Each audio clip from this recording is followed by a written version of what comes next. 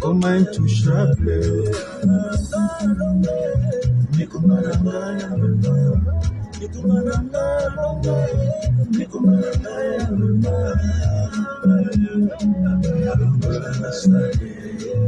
Shalom, shalom, chers frères, chères sœurs,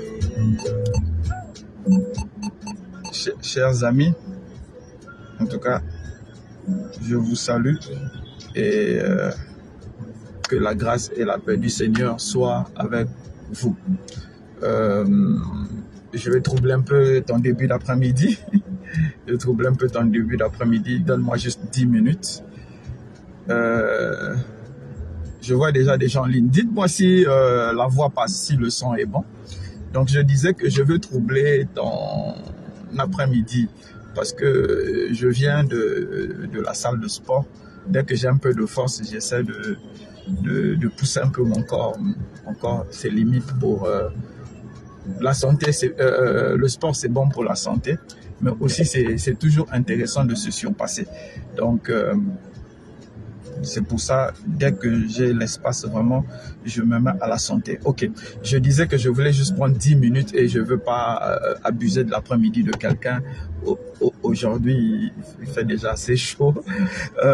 Je voulais dire ceci à quelqu'un et je vais développer ça rapidement. Le chemin que tu empruntes donne une forme à ta vie.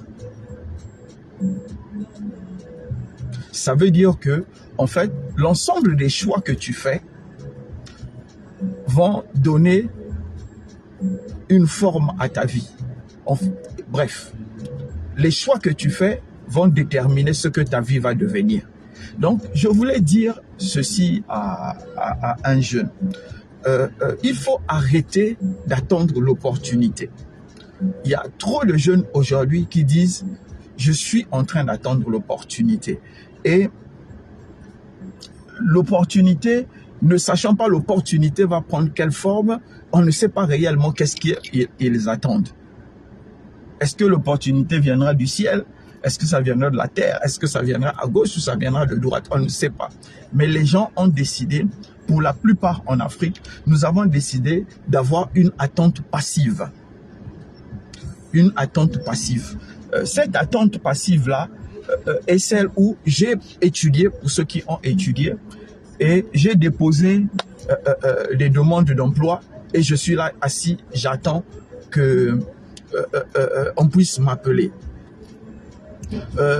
J'ai appris un métier, j'attends que quelqu'un puisse m'employer. Ça, c'est une attente passive.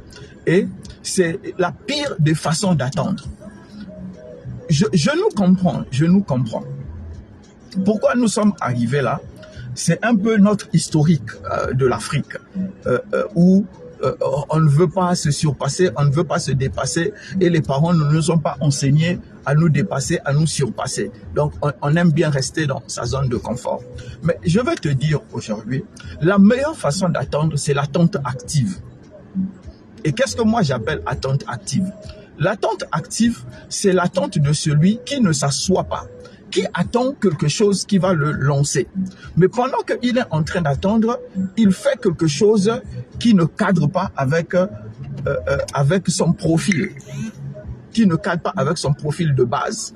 Ça, c'est souvent ce que nous n'aimons pas faire. Tu as un master comme moi en finance et personne ne veut t'employer. Bon, qu'est-ce que tu fais?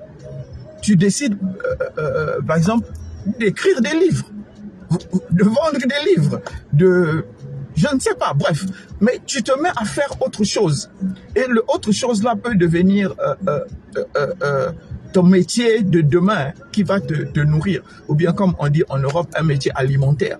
Mais bref, une chose est sûre, c'est qu'il faut arrêter de cette forme d'attente passive. J'attends l'argent pour le commerce, alors que personne n'est censé ou forcé de te donner un capital pour que tu commences. Donc, tu peux amasser un capital en travaillant un peu, ou en vendant d'abord des petites choses. Et quand tu auras le capital pour vendre des grandes choses, tu vas vendre les grandes choses. Tu travaillais quelque part, on t'a licencié. Au lieu d'attendre que quelqu'un d'autre puisse t'employer, il y a les boutiques qui ont des marchandises. Tu vas voir les propriétaires des boutiques, tu dis, ok, moi je veux être votre commercial. Vous ne me payez pas, mais je me paye sur mes commissions. Donc quand je vous emmène un client, j'ai 5, j'ai 10% sur le prix d'achat. Est-ce que vous êtes d'accord? Ok. Et en ce moment-là, tu cours. Tu n'es pas obligé d'attendre.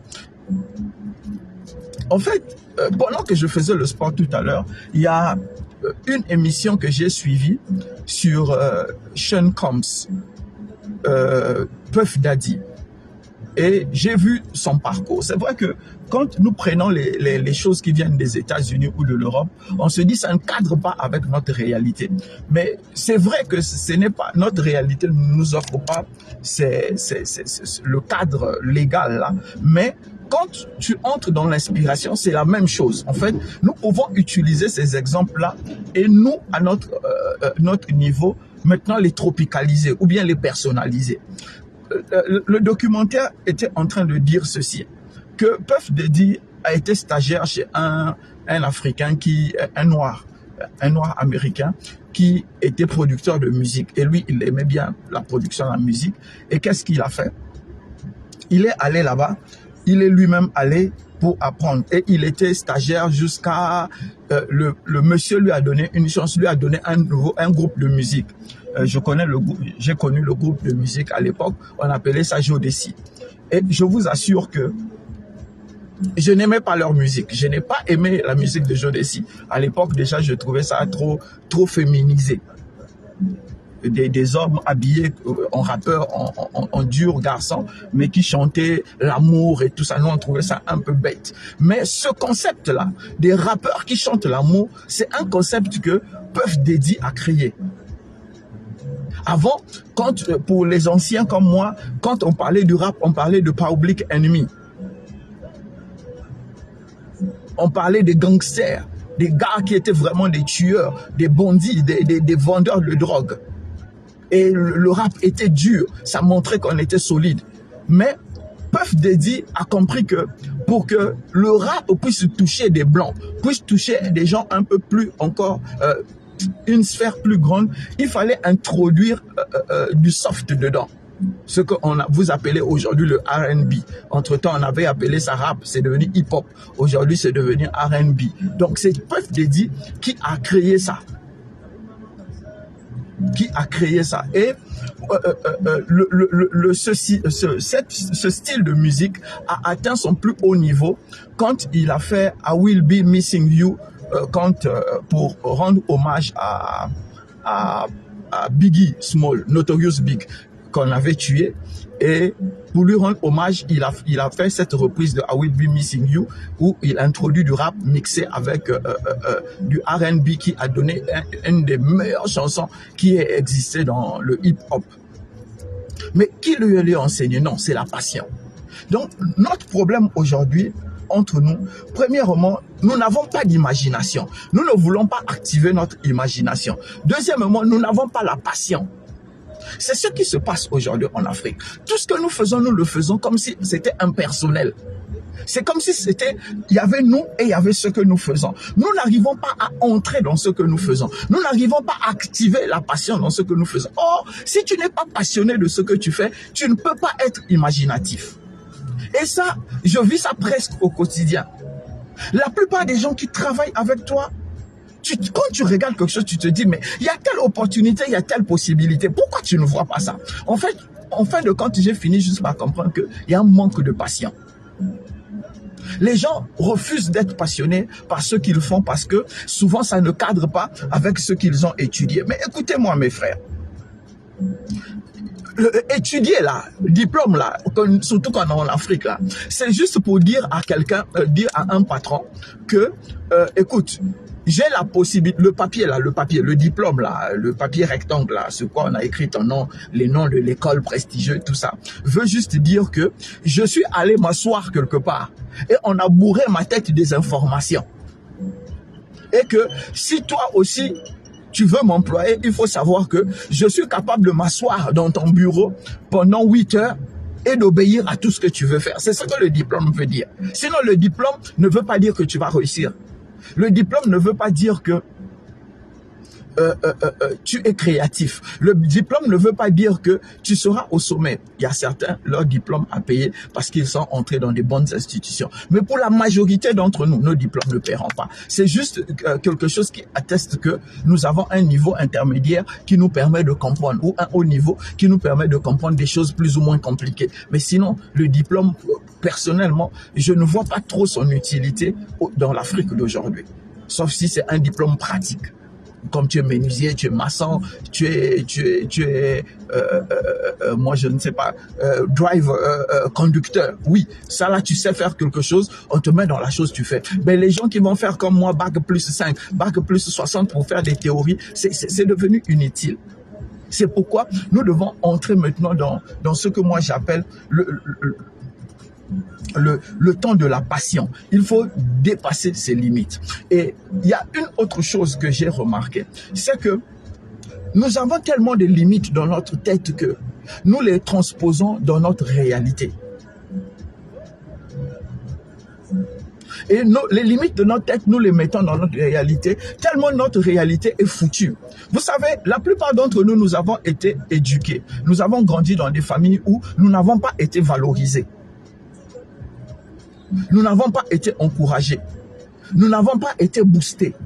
Ça a créé des limites dans notre tête. Et nous pensons que le monde entier nous regarde selon les limites que notre famille a mis en nous. Non, le monde entier ne nous regarde pas selon les limites que la famille a mis en nous, mais le monde entier va nous regarder selon la capacité que nous allons montrer au monde entier. C'est ce que tu vas offrir au monde que le monde va acheter.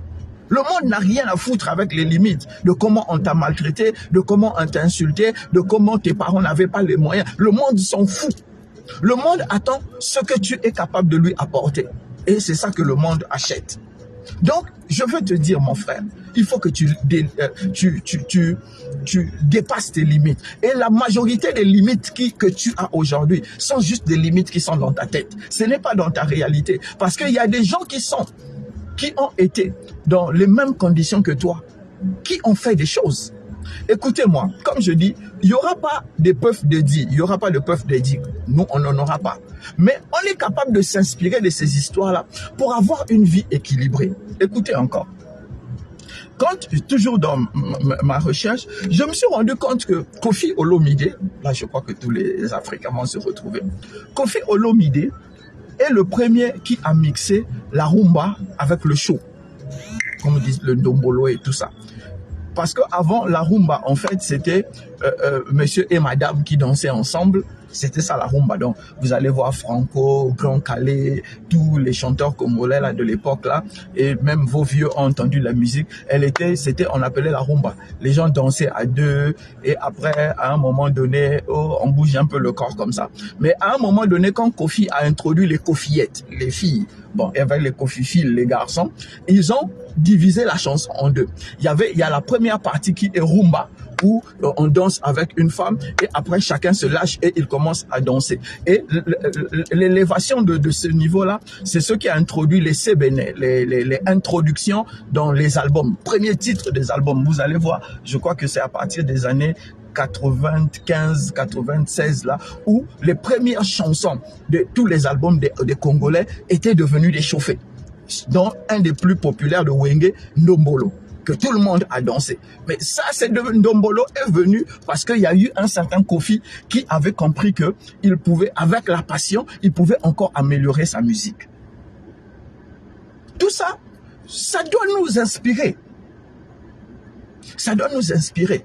Donc nous aussi, nous devons apprendre à aimer ce que nous faisons. Si tu n'aimes pas ce que tu fais, tu ne peux pas être passionné. Si tu ne peux pas être passionné, tu ne peux pas être créatif. Et si tu n'es pas créatif, tu fais juste pour faire, tu ne peux pas briller.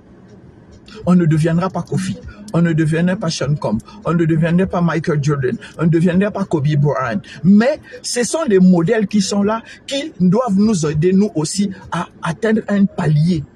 Si eux, ils l'ont fait, nous aussi, on peut le faire, même si on n'arrivera pas à leur niveau. Maintenant, le problème que moi j'ai aujourd'hui, c'est avec l'église. Les jeunes dans l'église. Les jeunes dans l'église. Qui jeûnent, qui prient, qui jeûnent, qui prient, qui viennent, qui tapent le tam-tam, qui tapent la batterie, qui tapent la guitare. Et après ça, ils vont à la maison, ils dorment. Ah, j'ai prié, j'ai jeûné. Je ne comprends pas. Je ne comprends pas. Une église qui fait veiller de prière la nuit de mercredi à jeudi. Une église qui fait veiller de prière de mardi, de lundi soir à mardi. C'est absurde. Et je vois des jeunes qui ont une vie à bâtir, aller participer à des âneries pareilles. Écoutez, quand nous allons dans Jean, je crois, Jean 4, Jésus avec, en tout cas, si quelqu'un trouve ça, c'est Jésus avec la femme samaritaine. Je crois que c'est Jean 4, avec la femme samaritaine. Qu'est-ce que Jésus demande à la femme samaritaine? Il dit à la femme samaritaine, appelle ton mari. La femme samaritaine dit, je n'ai pas de mari. Et Jésus lui dit, effectivement, tu en as eu 5. Écoutez, cette partie-là, comme vos pasteurs ne vous expliquent pas, je vais vous expliquer. La foi produit la suite. Quand tout ce que toi, tu es capable de faire, tu l'as déjà tout essayé. C'est ce que l'histoire de cette femme nous enseigne. Tant que tu as la capacité de faire, la foi ne peut pas faire à ta place. Tant que tu as le talent de faire, ta foi ne peut pas faire à ta place. C'est quand tu as tout fait, tu es bloqué, tu n'as plus d'espoir. En ce moment-là, Dieu fait. Pourquoi Dieu fait après? C'est pour que tu lui rendes honneur. Pour que tu dises, si Dieu ne l'avait pas fait, personne ne pouvait faire. Mais si toi-même, tu as la capacité de faire, tu refuses de faire en entendant que Dieu fasse, ça ne se fera pas. Parce que quand Dieu va faire, et que toi, si tu avais la capacité de faire, tu ne le reconnaîtras pas. Tu ne diras pas que c'est Dieu qui a fait. Donc, mon frère, pour activer ta foi, pour que ta foi produise le miracle, il faut que tes capacités aient été challengées jusqu'à leur bout. C'est ce qui est arrivé à la femme qui avait la perte de sang pendant 12 ans. Elle a perdu tout son bien. Donc, elle ne pouvait plus se targuer d'avoir de l'argent pour se soigner. Elle a vu des féticheurs, des sorciers, des marabouts, des pasteurs, des rabbins, de tout. Elle a tout vu pendant 12 ans. Et quand elle est arrivée au bout, Dieu a agi par Jésus. Donc, ta foi agira quand toutes les capacités du problème que tu as ont été débloquées, ont été relâchées. En ce moment-là, ta foi marchera. Mais si tu as la capacité de réfléchir, la capacité d'innover, la capacité de faire, et tu dis, Seigneur, moi je prie, je viens faire, tu entreras dans la frustration. Et c'est ce qui se passe aujourd'hui dans l'église. Et ça, c'est ce que nous devons changer. L'église n'est pas une salle d'attente de la paresse. L'église n'est pas une salle d'attente des gens qui ne sont pas passionnés. Écoutez-moi, mes frères. Vous savez, quand on dit « je suis chrétien », ça veut dire « je suis un des représentants de l'être le plus puissant de l'univers ».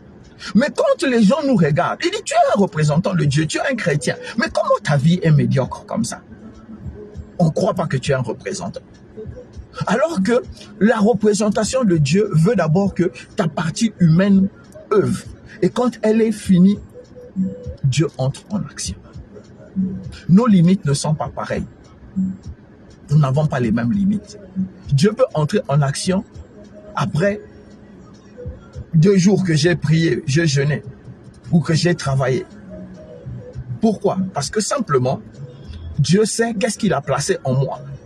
Ma force n'est pas grande. Mais il y a des gens qui ont l'intelligence, qui ont la capacité d'innovation, qui ont la force, ils refusent d'utiliser ça pour aller se cacher dans l'église pour dire que je suis un prieur, je suis un jeûneur. Et le pire dans tout ça, c'est la flambée des pasteurs inutiles, des évangélistes inutiles, des prophètes à 2 balles qui est en train de se multiplier. Tout ça, c'est parce que les gens se disent que en devenant pasteur, on va s'enrichir. Les gars, je vais vous dire la vérité. En devenant pasteur, on ne s'enrichit pas. Ne vous...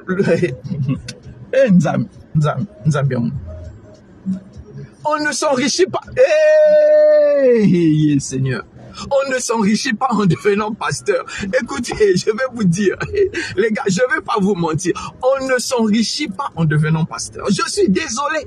Je suis désolé. Écoutez, si jeûner, prier, méditer la parole de Dieu, avoir la révélation enrichissait un pasteur. Hey, man. J'ai des pasteurs que je connais. Bill Gates ne serait rien à côté d'eux. Ils jeûnent, ils prient presque tout le mois. Mais quand tu vois la qualité de leur vie, tu dis, ah, est-ce que celui-là est réellement un serviteur de Dieu? Écoutez, j'ai dit que je ne vais pas vous mentir. Il y a un seuil de richesse. C'est exceptionnel. Il y a un seuil de richesse qui est exceptionnel où Dieu relâche la grâce. Parce qu'il veut utiliser son serviteur pour atteindre beaucoup. Mais la majorité des pasteurs, plus de 70% des pasteurs, dites ce que vous voulez, pensez ce que vous voulez. Je suis dans le milieu, ça fait plus de 10 ans. Environ. L'argent qu'ils ont là, ça ne vient pas de Dieu. Dites ce que vous voulez. La plupart de vos pasteurs qui roulent dans les voitures impossibles, qui ont des maisons impossibles, qui ont des voyages impossibles, laissez tomber. Beaucoup sont devenus autre chose. Moi-même assis là, je crois que c'est la 4e fois déjà, on m'a proposé d'entrer dans un club. La dernière fois, on m'a proposé, on m'a dit que à part celui qui me proposait ça, il y avait... et moi, nous devions être juste les 2 noirs dans ce club-là.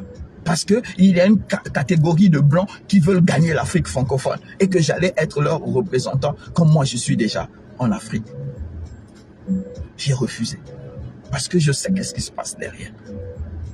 Donc, ne venez pas dans l'église dans l'objectif. Oui, vous allez avoir 10 000, 20 000, 30 000. Mais tu vas faire ta vie avec 10 000, 20 000, 30 000. Tu seras obligé de devenir un escroc.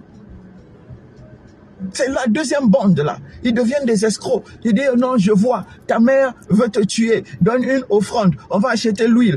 Donne ceci. C'est ça que tu... Mais je ne vois pas quelqu'un qui met au monde son enfant et veut que son enfant devienne un escroc notoire, en train d'escroquer des milliers de personnes. C'est pourquoi vous voyez aujourd'hui une église a ouvert, demain ça a fermé. Une église a ouvert à gauche, demain ça a fermé. Mais parce qu'il y a beaucoup de gens qui n'ont pas d'appel, qui pensent que dans l'église ils vont trouver l'argent. Et quand ils rentrent dans l'église, ils ne trouvent pas l'argent. Soit ils deviennent des escrocs, soit ils deviennent des dépressifs, soit ils deviennent carrément des serviteurs du diable.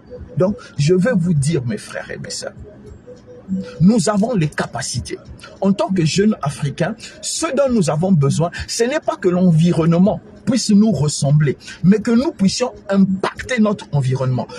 Je sais qu'il y a des gens qui ont des idées, je sais qu'il y a des gens qui ont envie de faire des choses, mais ils sont confrontés à l'environnement qui les bloque. Mais oui, quand l'environnement te bloque, ça veut dire qu'il y a une possibilité de trouver une solution. Maintenant, il faut réfléchir pour trouver la solution pour contourner l'environnement ou pour dépasser l'environnement. Et ça, c'est là où souvent nous sommes arrêtés.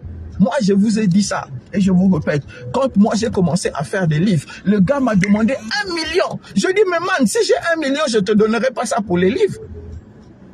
Et je me suis mis à réfléchir avec un de mes fils.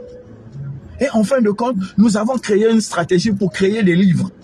Et nous avons créé ça tellement moins cher que j'ai pu vendre des livres à 2500. Et j'ai fait le nombre de livres que je voulais. La stratégie de production de livres que moi j'ai, mes livres que vous lisez, bon, c'est vrai que la dernière production était professionnelle. Mais avant la dernière production, moi-même j'ai créé une manière de produire des livres. Je pouvais produire 100 livres, je pouvais produire 200 livres par rapport à l'argent que j'avais. L'environnement m'empêchait de produire des livres. Mais j'ai réfléchi, j'ai trouvé un moyen de produire des livres. Et si moi je l'ai fait, c'est que toi aussi tu peux le faire.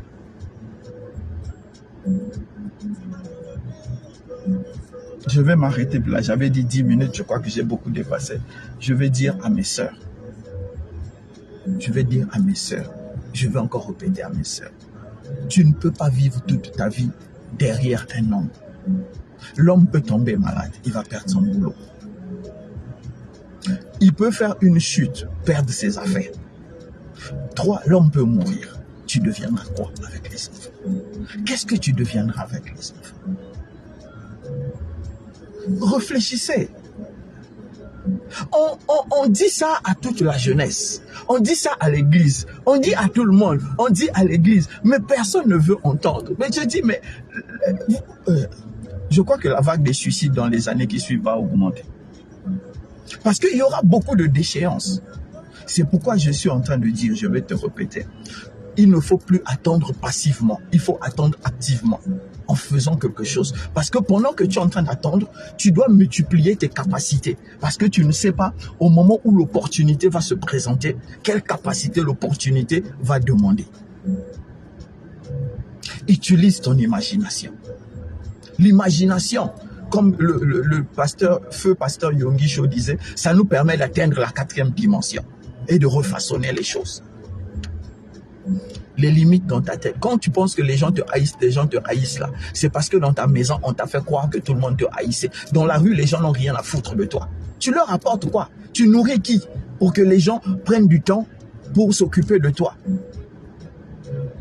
C'est les 4-5 personnes à qui tu donnes 1000 fois 2000 là que tu penses que tu fais du bien à l'humanité. Comme quelqu'un a dit, ah non, que moi j'ai aidé le Sébec. On lui a dit, tu as aidé le Sébec en faisant quoi? Il dit non, que lui il avait payé la scolarité ou il avait payé des cahiers à une personne qui vient au Sébec.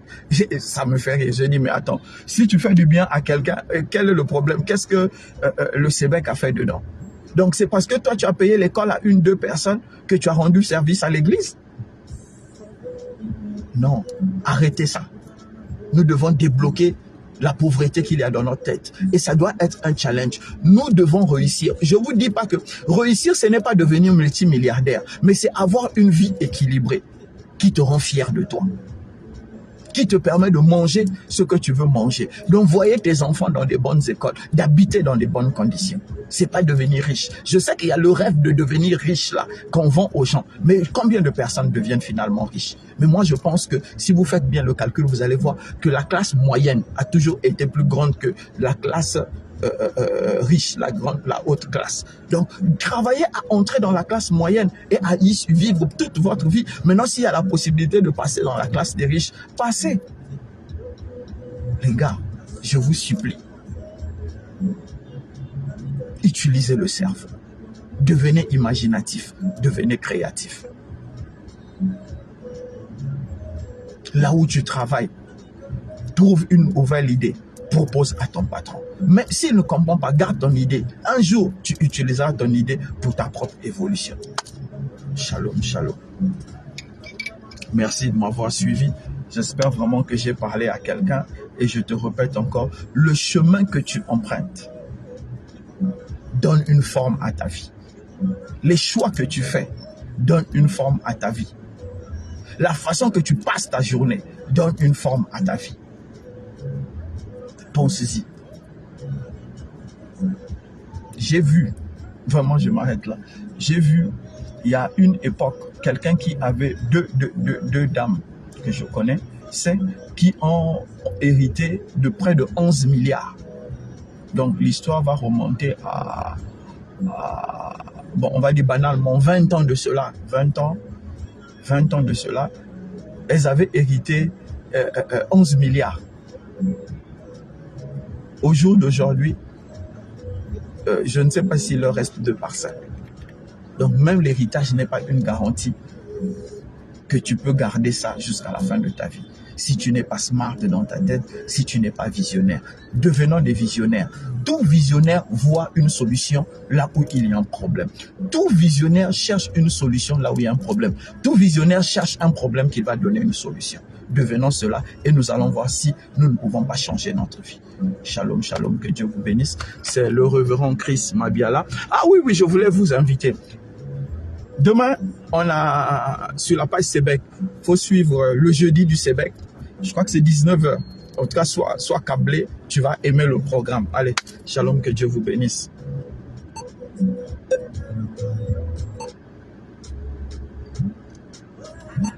Et comme il y a un zembo moko. Oh, viens. Écoute. Jésus, tu es élevé au-dessus de tout. Jésus,